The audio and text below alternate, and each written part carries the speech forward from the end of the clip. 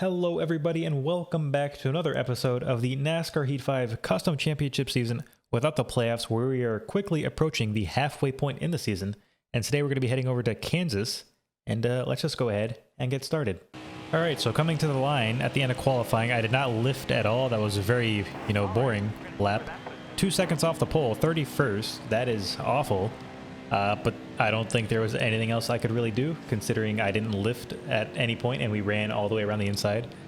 But we're going to go ahead and look at the rest of the qualifying results, and we can see that on pole, Martin Truex Jr., Kyle Busch, then followed by his brother Kurt, Alex Bowman, and then Denny Hamlin yet again. We really do need something to go well for us, because these Joe Gibbs racing cars are just kind of, dominating so far in this season.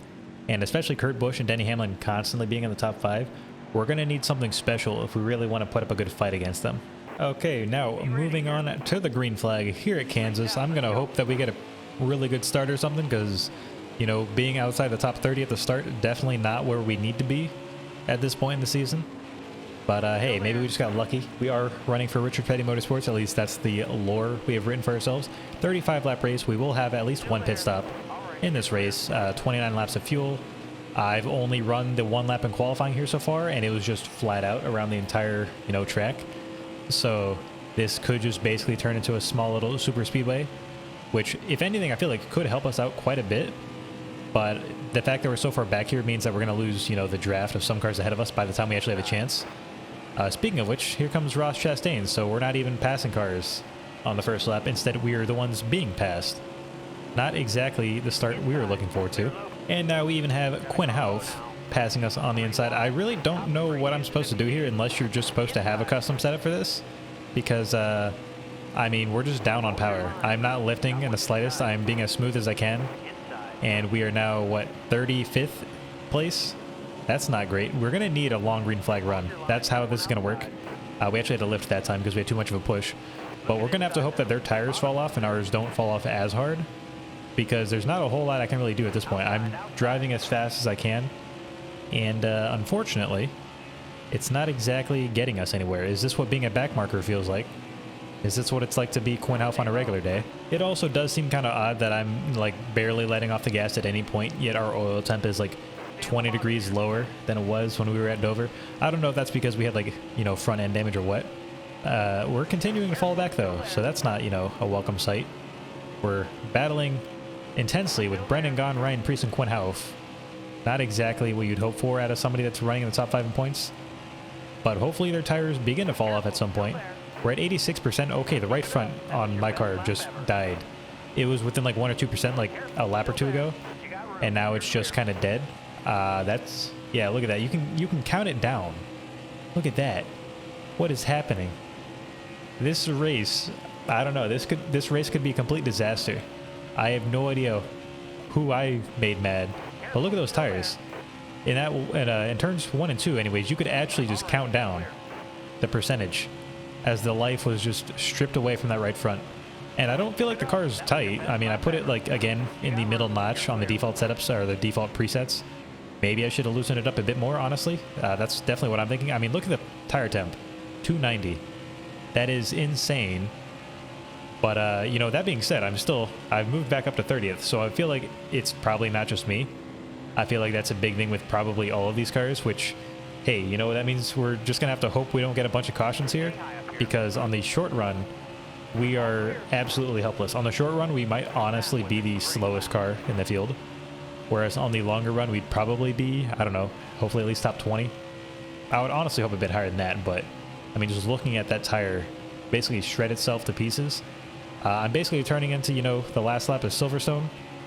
I don't know how long ago that race will have happened by the time this video goes out, but I'm recording this the same day that Lewis Hamilton won the race in Formula 1 at Silverstone after, puncturing a tire on the final lap while leading, which just insane. But I feel like that's what's going on here. My right front, although I think it was their left fronts that were blowing up there, my right front absolutely hates its life right now, and it's going to hate it a lot more here in probably about 5 or 6 laps. Okay, we've made it to this small little pack. Kind of funny that myself and Ty Dillon are still racing right around the same position, even though we're running significantly worse than we were in the last race. Also, apparently, so this is something that I saw somebody else had done. you can actually go in and mod the configuration files for the game to change the attributes for the drivers. I feel like they should have made that a bit more publicly available, like the developers themselves, because I feel like there are certain cars, particularly the Hendrick cars for the most part, that they perform terribly in this game compared to how they do in real life. And I know obviously Hendrick isn't like an S tier team, at least in recent years, as they had like been in the past.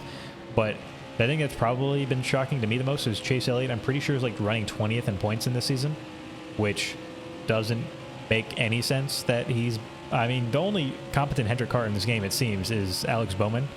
And even then, he's like struggling to be in the top 10 in points. Everybody else is just, hey, we're, midfielders or back markers, which doesn't really make any sense. Also, some of the back markers tend to be overperforming what I think they should normally do. Do let me know. I probably won't do it for this season just because it would change everything up. But maybe in future seasons, we could have a little bit of fun with that. And actually go in and modify the configuration files. I do work as a software engineer in real life, so obviously it should be easy enough to go in and just change some, values. Because that doesn't really involve changing any code or anything. But do let me know if you think I should do that. Maybe we could have like some kind of small little series where maybe we try and simulate like future races based on how I perceive their skill ratings to actually be. But I think it could be pretty fun. I do think they should add that as like an actual thing just in the UI of the game. I know if you go and play NR Racing 2003, which absolutely amazing game still to this date, you can just go in and mess with the UI, change drivers' names, change driver liveries, all that, and then change their attributes depending on the type of track. That's the kind of, customization I would be hoping for. Because then, I mean, at that point, you can basically just make your own actual career where, hey, we're going to have driver transfers, all that kind of fun stuff. I know they're a long ways off of that, unfortunately, in the actual series, but hopefully they can get to it sometime in the next few years. All right, now on the back of 7-time champion Jimmy Johnson, we're going to dive into the inside and clear him going into turn 1. Howard tires looking 45% on the right front. Again, not good in the slightest. We're definitely going to have to pit for tires before we would have to pit for fuel. But we should be fine. I'm pretty sure, yeah, we only need to go a few more laps to be halfway. So that should not be a problem. We shouldn't have to pit twice. But hopefully, cautions. Hopefully we don't get, an unfortunate caution. I actually don't think that I want a caution to come out while we go to pit. I would rather, have to risk the green flag pit road entry, because I feel like I would lose less time there than I would on a restart where everybody's all kind of bundled up and my car's going to be really slow. Whereas if we're separated, yeah, I'll probably still lose a bit of time on fresh tires. But if I'm already, 5 or 6 seconds ahead of some of these cars, that's a lot better.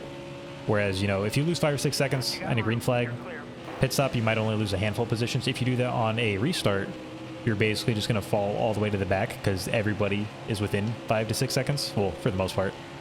So don't want to have that happen. But I would still like to be running a bit higher than this now. I'm actually surprised that Truex, who's now the current leader, has still not lapped anybody yet. But maybe I shouldn't be, because this is a 1.5 mile track. So it would kind of be impressive if he already started lapping people within, a third of the race or so. Wait, is this David Reagan? Who's ahead of David Reagan? Somebody up here. Is that... I can't tell what car that is. For some reason, I thought there was like 2 back markers up here, like a lap down ahead of Chase. But that is not the case. They're actually up here on pure speed. Okay, well, the other one's Chris Buescher, so not exactly back markers, but David Reagan having a pretty good race. Again, I think he's a pretty, underrated driver. He has a few wins. I think he's, he's pretty good. He's not like, Hall of Fame caliber or anything. But I think a lot of people just assume he's always slow, when I feel like he's just always, outside of the stint at Roush Fenway, always been in a car that, wasn't really meant to perform all that well. As we're looking to pick up a few more positions here. Oh, gosh, that was sketchy. I think there was contact between Chase and Buescher, and then Buescher comes down into me.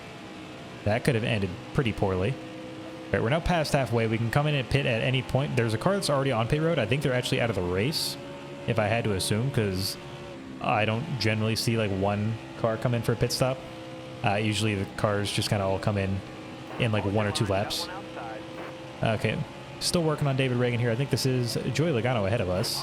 Unfortunately, I have a strong feeling that people like Kyle Busch and Denny Hamlin are probably still, if not just running the top 10, they're probably in the top 5. Okay, at this point, I'm starting to feel like my tires are actually just worn too much for me to do a whole lot about this, because we just can't seem to get past David Reagan, as there goes the indicator. We've just kind of been working on this guy for the last 3 or so laps, and I just can't get a run on him. We might actually both be making up ground here on Joey Logano, though. so maybe we can at least split him and make up another spot. Okay, so Joey Logano lifted a lot coming out of that corner, so he held up David. Now I'm going to try and pass both of them. Our right front's now at 15%. By the time we get onto the back stretch, it might even be 10%, just because, again, you could just count down the wear. I think we need a pit next time by. Again, I'm hoping the AI also has to pit roughly around the same time, because otherwise, if a caution comes out, our race will effectively be over. Not like, completely over. There's probably a few cars, at least a lap down for us to race with. But, our chance of actually having a pretty decent finish at that point would be over. And we do actually have to probably take 4 tires because our left front is also at 43%. We could take just right side tires. It would be close. Honestly, I think we got to do it. I think I got to take right side only. We got to do anything we can to make up as much ground as we can. Otherwise, we're just going to finish even farther back than we are now in 15th. All right, now coming out of the corner, try not to get smacked from behind. Okay, there we go. That was still a pretty slow pit entry, but pretty safe either way. That should be enough to make it to the end. I don't want to put another can in. I think if this is all we need, this could be a disaster, but we're gonna have to see. Also, look at that. Our tires have magically changed to red because we're on pit road. I wonder what color they're gonna be. Oh hey, look at that. Well, we can't see yet, but now they're magically yellow. Look at that. We put some kind of chameleon paint scheme on them. Still kind of weird that they haven't fixed it. Of course, by the time this video goes live, there's a chance they would have already fixed it. But at least at the time I'm recording this, that is not the case. All right, I'm just going to go ahead and, cut off people in traffic here. We got our teammate up here. We are currently down in 39th place. The only car behind us is Timmy Hill, who's, out of the race. I almost forgot to turn. That was not smart. We're also at 39% on this left front. That's going to be the big question mark. We can definitely make it from the right front. We should be able to make it on fuel. Can our left front now survive for the rest of the race? Okay, our fuel should definitely make it as well.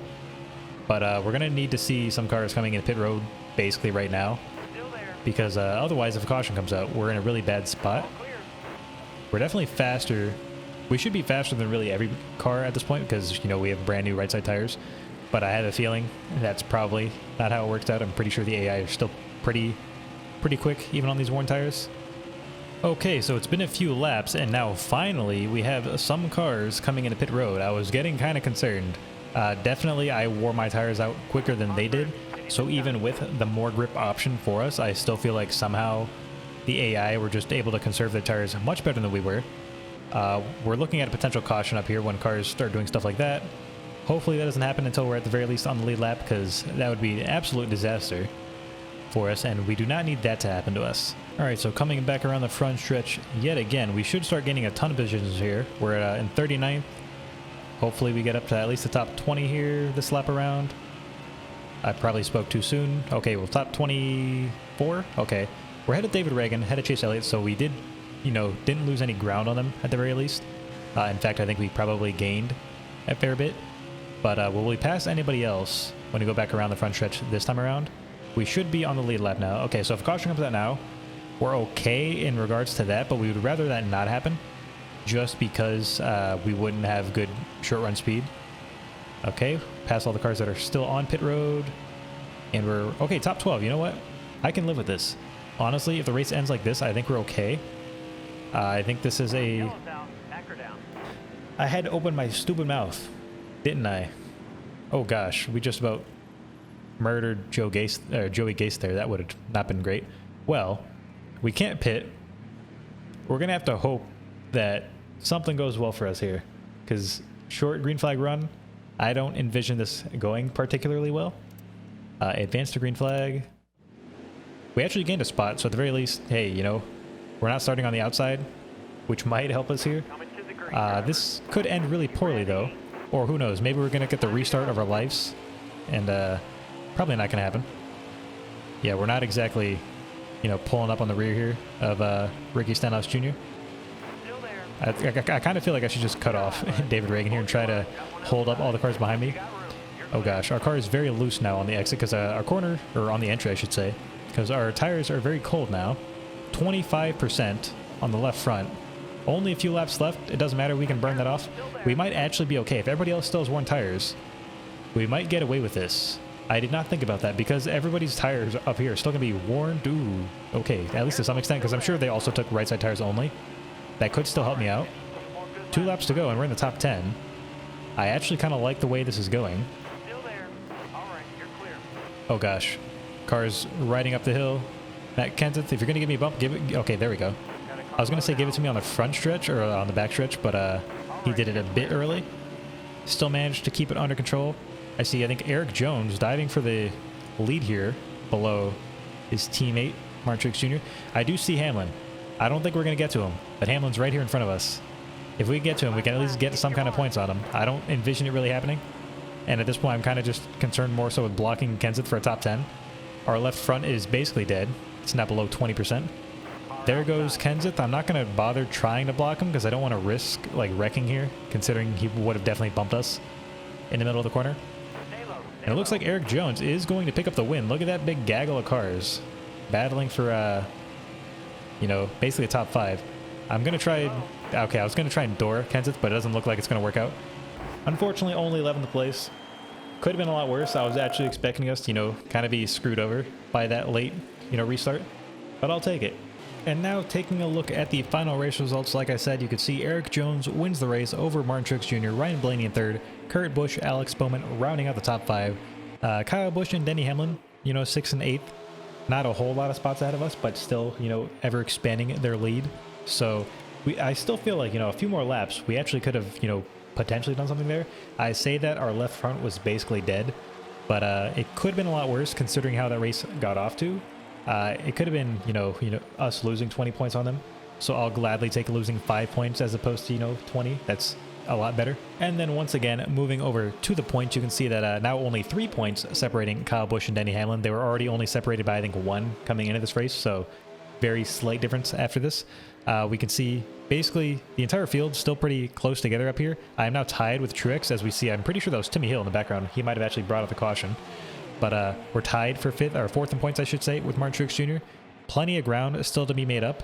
And honestly, outside of the top 2 of Kyle Busch and Denny Hamlin, it's looking pretty bad for the rest of us. They are just so consistent, whereas the rest of us seem to have, you know, pretty okay races, but they just never have a bad race. We're going to have to really try and improve at some point. Also, just for fun, let's go ahead and run down the rest of the point standings so you can see where your current favorite driver is, as Chase Elliott up to 13th. I'm pretty sure he was down to like 20th at some point. The Hendrick cars are definitely not that strong in this game compared to where I think they should at the very least be. Eric Jones, who won the race, 16th in points. Again, he's not going to make any big waves in terms of the overall championship, but he's probably going to enjoy the win. Cole Custer, 19th place, same thing. Daniel Suarez duking it out with Jimmy Johnson. Kind of sad to see. And then moving down throughout the rest of the field, you can see that teammate, 29th place. Hey, you know what? Our teammate is ahead of Michael McDowell.